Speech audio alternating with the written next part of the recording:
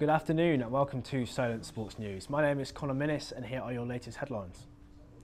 Anthony Joshua is due to weigh in the next few minutes ahead of a career-defining fight against Jermaine Franklin at the O2 Arena in London. By the time the Brit enters the ring, it would have been 224 days since he last had a competitive fight. He returned to the O2 after 7 years away, or 2,472 days to be exact. To face American underdog Jermaine Franklin, Joshua is desperately searching for a victory to reignite his career after his consecutive defeats to Oleksiy Usyk. The new straight-talking Joshua had a scary message for his upcoming opponent before the fight. This guy says he's going to knock you out. You've heard it a million times as well, but you're always a scalp. And there will be people that say this is a great time to be fighting Anthony Joshua, but maybe it's the worst time. Exactly. Do you feel that way? Yeah, the more he talks, the bigger grave he digs for himself. But it is what it is, isn't it?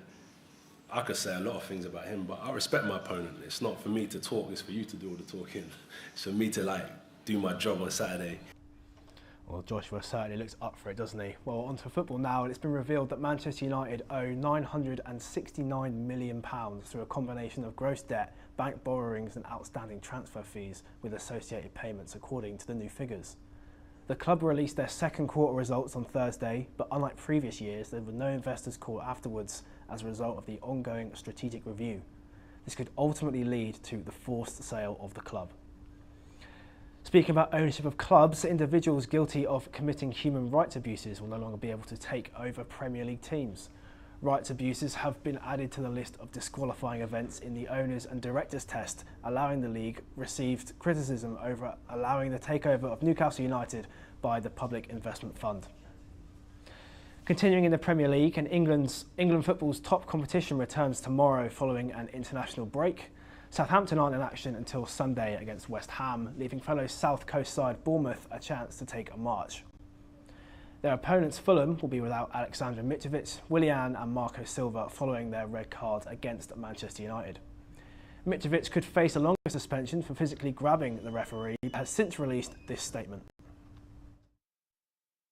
I regret my actions that led to me being sent off. I allowed my frustration to get the better of me. How I reacted was wrong. I've accepted the 3-match ban for my red card. I've spoken to Chris Kavanagh to apologise and have volunteered to accept a club fine. I now want to do what I can to put this incident behind me and get back to helping my teammates on the pitch as soon as possible. Fulham are still waiting on confirmation on the length of the suspension ahead of their trip to Bournemouth tomorrow afternoon. Oscar Pistorius' parole hearing has now officially started. The 36-year-old was jailed for 13 years for the murder of Reeva Steenkamp. He has so far served half of that sentence and could be granted parole. However, Reeva's mother has opposed the parole this afternoon, meaning the decision on whether Pistorius is released will likely be delayed again.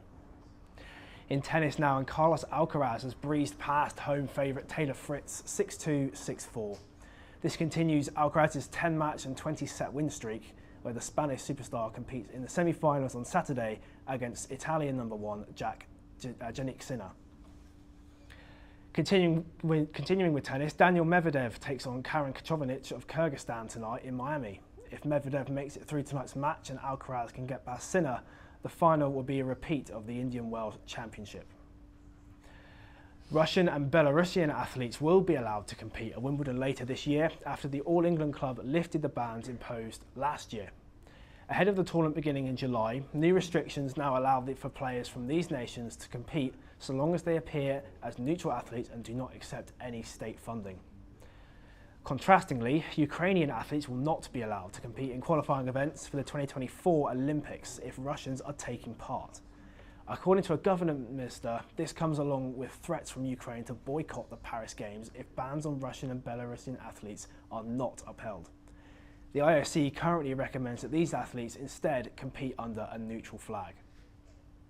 Into motorsport now, where F1 moves from the sands of Saudi Arabia to the surprisingly damp and dreary skylines of Melbourne. Fernando Alonso has been the talk of the paddock since his penalty controversy in Saudi.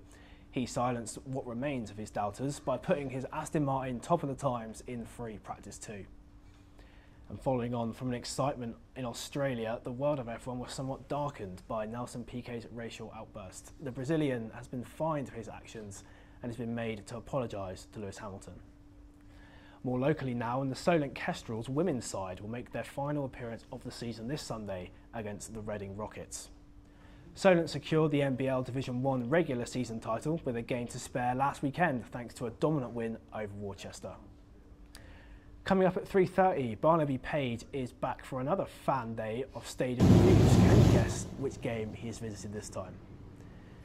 And Solent cricket team returned to the top of the University League this summer, and Tom Reed went down to the Ageas Bowl to see how they are preparing for this summer.